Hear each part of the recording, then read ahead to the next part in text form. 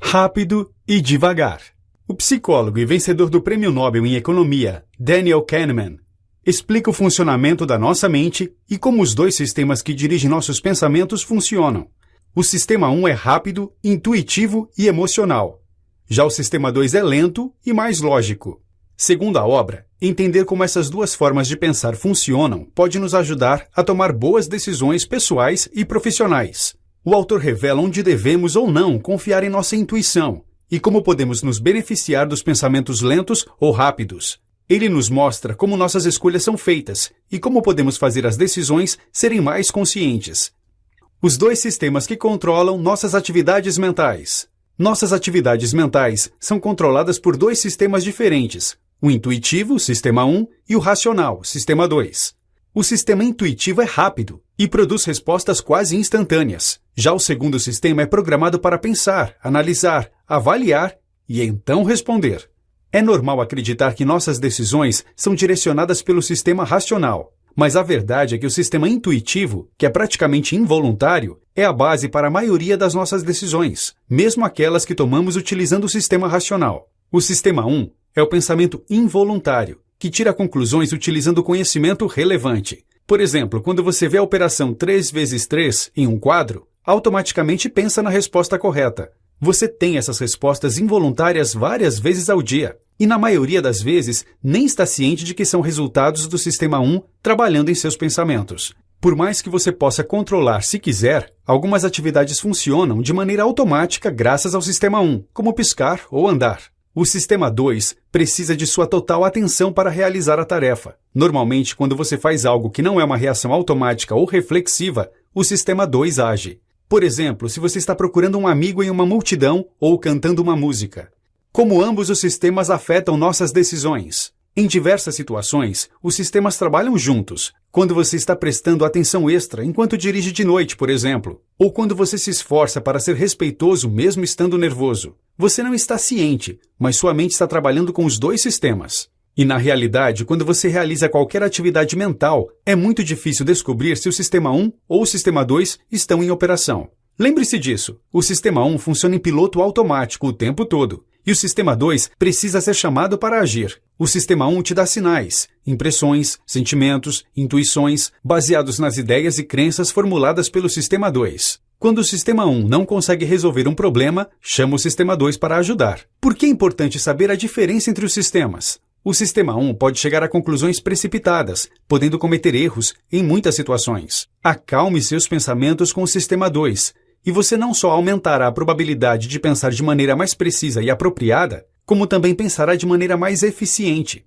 Por exemplo, quando você utiliza apenas o sistema 1 ao procurar por um parente no aeroporto, você passa o olho por todas as pessoas que cruzam seu caminho, procurando por um rosto familiar. Mas se você utiliza o sistema 2, pode filtrar conscientemente aquelas pessoas que têm cabelos pretos ou óculos, já que seu parente não possui nenhuma dessas características. Além disso, a procura é mais rápida e mais eficiente também. Nossos julgamentos não são sempre objetivos. Nossa mente está condicionada a ser sempre otimista, mesmo quando não há garantias de bons resultados. Quando tomamos uma atitude arriscada, podemos ainda assim demonstrar confiança por causa do nosso otimismo equivocado. Ele atrapalha nossa habilidade racional de calcular os riscos, aprendida com os erros passados ou com os conselhos de especialistas na área. Esse sentimento de otimismo ilusório nos impede de investir tempo e planejamento adequados. O otimismo nos dá a falsa impressão de que temos grande controle sobre a situação, mas isso pode não ser verdade. Enquanto a falta do pensamento objetivo é perigosa em muitas situações, a subjetividade nos ajuda a tomar boas decisões e a julgar as coisas corretamente. Pense na subjetividade como o elemento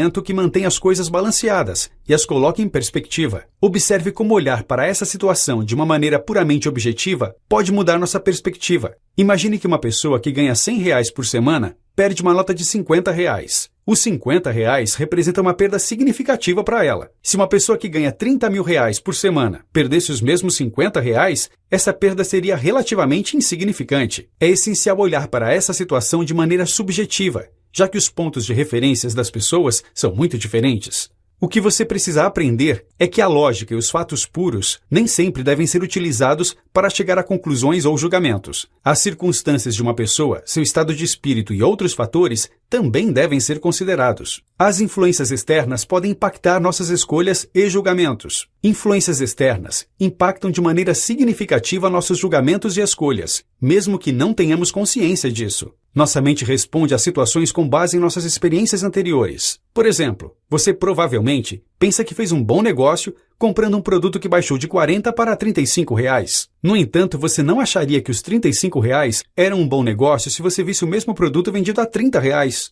De maneira similar, você tende a não gostar de uma pessoa quando sua primeira interação com ela foi desagradável, porque a sua mente está preparada para não gostar dela. Outra influência que afeta nossos processos de pensamento é nossa resposta emocional. Quando estamos expostos a notícias ruins sobre assuntos específicos, nós normalmente deixamos que nossas emoções atrapalhem nosso julgamento. Por exemplo, se estamos lendo no jornal sobre a queda de um avião, começamos a sentir que os aviões não são seguros, mesmo que as quedas sejam extremamente raras. Nossa mente inconscientemente começa a acreditar naquilo, mesmo que não seja racional na maioria das vezes. Entender como e onde isso acontece nos dá o poder para diminuir essa tendência reflexiva e tomar decisões melhores, mais lógicas e mais precisas. Por exemplo, imagine que você está fazendo uma prova de múltipla escolha e que há uma pergunta com 4 opções de resposta. Se você não tem certeza sobre a resposta, provavelmente marcará aquela que lhe parece mais familiar. Isso acontece porque nossa mente assume automaticamente que o que é familiar deve ser verdade também.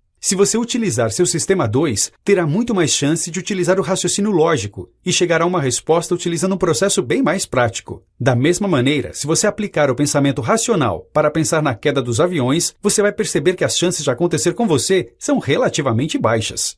Nossas emoções influenciam nosso processo de tomada de decisão. As emoções possuem um papel-chave, impactam no processo de decisão. Os estereótipos, as suposições e sua intuição são métodos muito comuns de tomada de decisão e mostram o impacto que essas heurísticas possuem em nossas escolhas. O processo de pensamento do Sistema 1 fica calculando as perdas, ganhos, riscos e recompensas e inserindo as emoções nos resultados. Seja por medo ou arrependimento, ou para passar uma impressão de que somos especialistas, nossas emoções influenciam nossas decisões de maneira significativa. As emoções também impactam nossas decisões e julgamentos de outras maneiras. Podemos responder a diferentes situações dependendo da maneira como são apresentadas, mesmo que isso seja inconsciente. Isso significa que a situação ou evento que possui maior conexão emocional conosco é normalmente aquela que chama a nossa atenção. Isso acontece porque a situação chama uma memória associativa através do Sistema 1. Nossa mente processa o que a memória associativa transmite e toma decisões.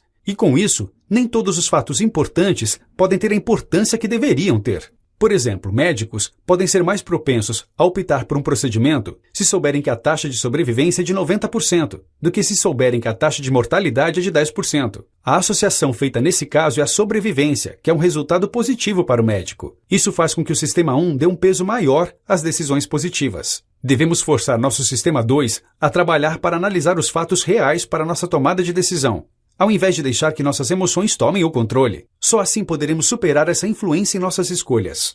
Nosso cérebro procura seguir o caminho mais fácil. Quando somos confrontados com uma situação, a resposta humana típica é a de escolher o caminho mais fácil, ou seja, evocar nosso Sistema 1. Nosso cérebro tem a tendência de seguir o caminho com a menor resistência. Então, mesmo quando você é confrontado com uma situação que parece diferente, seu cérebro vai aceitar a explicação menos confusa. Duvidar de algo, ou simplesmente não acreditar em algo, é uma tarefa que exige muito esforço para nosso cérebro. Então o Sistema 1 tem a tendência de apresentar a situação da melhor maneira possível, de uma maneira que você consegue acreditar.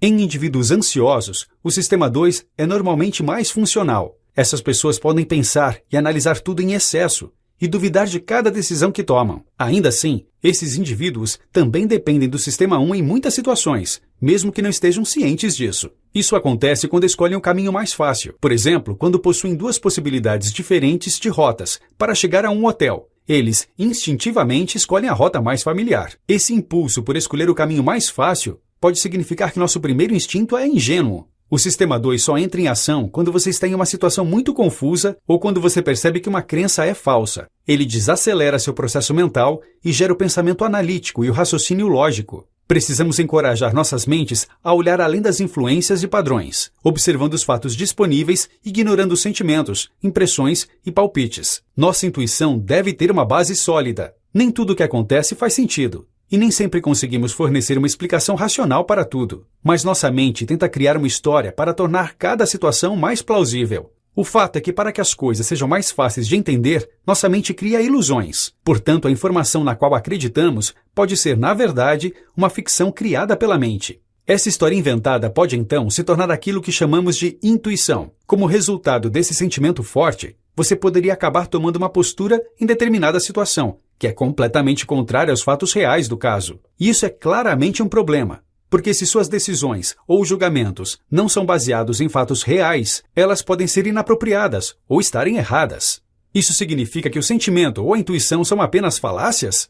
Nem sempre. A intuição existe, especialmente a chamada intuição do especialista. Contudo, esse sentimento ou intuição surge de uma grande experiência em sua área de especialidade. Por exemplo, um médico muito experiente pode intuitivamente sentir que seu paciente tem um problema particular. Isso pode não ser aparente para outro médico que é relativamente novo nessa área de atuação. Esse tipo de intuição surge das reflexões da mente, do reconhecimento instintivo de padrões familiares. A intuição pode ser confiável quando vem de um especialista na área, que oferece previsibilidade suficiente para criar tais padrões. No caso de um médico, ele viu inúmeros pacientes com sintomas similares em sua carreira, e essas experiências estabelecem as bases para seu diagnóstico aparentemente intuitivo. Devemos então ter cuidado para só depender de nossa intuição, quando temos uma base sólida para confiar em nossos sentimentos. Por exemplo, a intuição de uma mãe pode ser confiável, pois ela conhece seu filho muito bem. Em contraste, um sentimento intuitivo de que alguém que você conhece pode sofrer um acidente de carro é provavelmente apenas um medo irracional. A teoria da perspectiva explica o que motiva nossas decisões. Daniel Kahneman ganhou o Prêmio Nobel em Economia por essa teoria, que desafiou o antigo conceito chamado valor do dinheiro, que economistas apoiaram por anos. A teoria da perspectiva afirma que 1. O valor do dinheiro pode ser medido apenas com base no ponto de referência de cada indivíduo. 2. Cada indivíduo não é sensível a um grau idêntico de perdas monetárias. E 3. Ninguém gosta de perder dinheiro. Graças ao nosso sistema 1 de resposta, o medo de perder dinheiro supera a satisfação de ganhar dinheiro praticamente todas as vezes. Isso induz nossa mente a deixar passar grandes oportunidades porque somos contrários à perspectiva da perda. Essa é a razão pela qual o investidor pode hesitar em vender ações, mesmo sendo evidente que o preço está caindo. Sua aversão às perdas impede que ele venda quando o preço cai abaixo do valor pelo qual ele originalmente pagou pela ação, deixando o preço cair ainda mais até que o investimento esteja verdadeiramente no vermelho. Outra demonstração dessa aversão às perdas é o efeito dos recursos, que diz que humanos atribuem mais valor para coisas simplesmente porque nós as possuímos. Nós acrescentamos um valor fictício para as coisas que já possuímos, pois quando precisamos vendê-las, tendemos a procurar por um valor que é bem maior do que o verdadeiro. Por exemplo, se você estivesse tentando vender um relógio antigo que pertenceu a seu pai, o preço que você esperaria por ele poderia ser bem maior do que quanto um comprador justo estaria disposto a pagar. Você inconscientemente adiciona um valor fictício para o valor real do relógio, por causa de seu apego a ele e pela associação que ele tem com seu pai. Essa associação não possui valor algum para o comprador, então ele não vê uma justificativa para seu preço. Nosso medo inerente de que estamos perdendo algo nos motiva a compensar essa perda, assegurando um valor maior que o justo. Como apresentam a informação pode fazer toda a diferença. A teoria da perspectiva destaca o fato interessante de que nós podemos tomar decisões diferentes baseadas nos mesmos fatos, dependendo de como a opção é formulada. Por exemplo, um investidor que possui a escolha entre um lucro absolutamente certo de R$1.000 e 50% de chance de um lucro de R$2.500 pode escolher o primeiro. O lucro provável com o último pode ser maior, mas a maneira como a escolha é apresentada faz com que o lucro garantido de R$1.000 seja a opção mais viável. Entretanto, apresente as mesmas probabilidades, mas de uma forma diferente, e as decisões também serão diferentes. Quando o mesmo investidor possui a escolha de uma perda definitiva de R$1.000 contra uma chance de 50% de que não perca nada ou de que uma perda de R$2.500 ocorra, escolher o último demonstra maior comportamento de risco quando comparado com o exemplo anterior. A teoria da perspectiva defende que o processo de decisão aconteça em dois estágios, edição e avaliação. O estágio de edição ocorre quando as possibilidades são analisadas, e é aqui que a apresentação pode ter um enorme impacto. O estágio de avaliação acontece quando escolhemos a possibilidade que oferece o valor máximo, mas tenha em mente que esse valor é determinado pela perda ou pelo ganho, que precisarão ser levados em consideração muito mais que o resultado final da decisão. Isso ocorre porque, como vimos anteriormente, nossa resposta do Sistema 1 possui uma forte aversão às perdas financeiras. De fato, essa aversão às perdas é tipicamente mais forte que a atração que possuímos por oportunidades de lucro. Podemos evitar tomar uma decisão que irá claramente resultar em uma perda, mesmo que seja igualmente evidente que a procrastinação provocará resultados ainda menos favoráveis para nós. Como você enxerga as coisas e situações faz toda a diferença. Quando te fazem uma pergunta que engloba um grande número de outras questões, seu cérebro tende a utilizar a visão panorâmica. Para tornar as coisas mais fáceis, ela foca em uma questão específica, ou ajusta a pergunta para focar em um aspecto singular, um período de tempo ou em um incidente. Isso pode significantemente enviesar a resposta que você dá, ou a maneira com a qual você entende a pergunta. A tendência do cérebro de trocar para a visão panorâmica pode ser vista também na maneira com a qual abordamos nossa vida no dia a dia. O cérebro tende a focar naquilo que queremos e onde esperamos estar no futuro. Isso influencia nosso processo de decisão. Essencialmente, é mais provável que tomemos decisões que nos tragam mais próximos daquilo que queremos no futuro. Exemplificando, se o seu sonho é velejar ao redor do mundo em um iate, você pode estar inclinado a investir em um grande barco se de repente possuir dinheiro sobrando. Você pode até adiar renovações que poderiam aumentar o valor de sua casa para comprar o barco, apenas para alcançar seu sonho. Mas mesmo se você alcançar tudo o que sempre desejou, você pode ainda não se sentir completamente feliz. Isso ocorre porque sua mente não pode costurar todas as suas experiências passadas de vida, sua presente situação e suas percepções mentais em uma figura coesiva que te permita pesar se você está mais feliz ou mais triste em um determinado momento. A verdade é que nenhum evento único, situação ou conquista pode te fazer feliz. O estado de felicidade depende grandemente de diversos e inúmeros fatores, todos se juntando a seu favor. Você poderia pensar, por exemplo, que seria feliz em seu trabalho se apenas possuísse um salário maior. Mas mesmo que seu chefe te dê um aumento de salário inesperado, você não irá imediatamente amar seu trabalho. Existem, sem dúvidas, diversos outros fatores em jogo que podem estar te impedindo de ser feliz. Sua satisfação com sua função, o sentimento que você tem trabalhado mais que seus colegas e seu relacionamento com seus colegas, por exemplo. Reconhecer essa falácia te ajuda a entender que mesmo quando sua mente está dizendo que as coisas estão ou não favoráveis, a realidade pode ser completamente diferente. Precisamos abandonar a visão panorâmica em favor de uma visão mais holística das nossas situações e experiências. Nossa percepção é moldada por nossas experiências. Somos compostos por dois seres distintivos: a experiência real pela qual passamos, o ser que experimenta, e as memórias que nós subsequentemente criamos e mantemos da experiência, o ser que lembra. Essa dualidade causa ilusões cognitivas, em que a experiência real que tivemos pode estar obscurecida pela memória que é deixada para trás. Tipicamente, você se lembraria de um jantar de encontro que terminou mal como uma experiência horrível, mesmo se a primeira hora que precede o final terrível fosse incrivelmente romântica. Uma refeição medíocre, que foi acompanhada por uma sobremesa espetacular, pode permanecer em sua lembrança como uma refeição fantástica. Uma peculiaridade dessa heurística é que a duração da experiência não parece fazer diferença alguma. A memória da experiência que ficou para trás consegue colorir a experiência em si em todos os casos. Em particular, a porção final da experiência é aquilo que fica em nossa mente, e é isso que determina como vemos essa experiência como um todo. É importante dizer que essa conclusão final, ao qual chegamos sobre a experiência, influencia como tomamos as decisões futuras. Na realidade, essas decisões futuras estão sendo tomadas com base em nossas memórias das experiências e não nas próprias experiências reais. Olhando para isso de uma maneira diferente, podemos ver como isso coloca uma ferramenta poderosa em nossas mãos: memórias. Garantindo que nós constantemente criemos memórias valiosas de nossas experiências, podemos incentivar nossa mente a sair dessa ilusão, memória sobre experiência. Quando você começa a se tornar ciente de suas experiências ao passar por elas, você começa a conscientemente refletir naquilo que está fazendo. Agindo assim, você cria um conjunto de memórias que estão mais em sincronia com a experiência real e são, portanto, representações mais fiéis do que aconteceu. Essas memórias agora formam também uma boa base para a tomada de decisão futuramente. Esse é um fator crítico a ser lembrado: balancear nossas memórias, por exemplo, nossa versão do que aconteceu, e nossas experiências, por exemplo, o que realmente aconteceu. É muito importante. Acertar o balanceamento correto entre esses dois é exatamente aquilo que precisamos fazer para melhorar nossa habilidade de tomar decisões corretas e para subjugar as influências que podem distorcer nossas faculdades de tomada de decisão.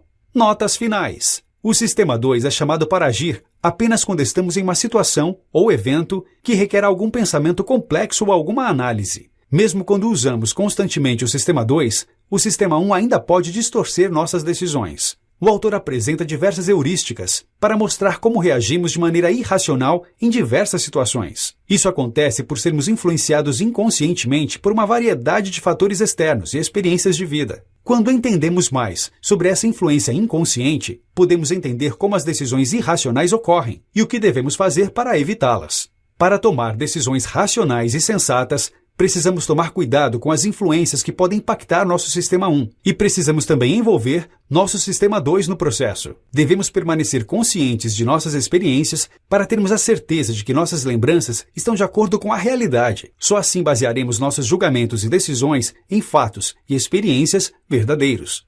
Se puder me ajudar, deixe seu like, se inscreva no canal @braganareia se ainda não é inscrito e comenta aqui embaixo alguma sugestão de vídeo que você quer ver aqui no canal. Muito obrigado por trilhar essa jornada comigo e é só o começo. Até breve meu irmão, até breve minha irmã e tamo junto.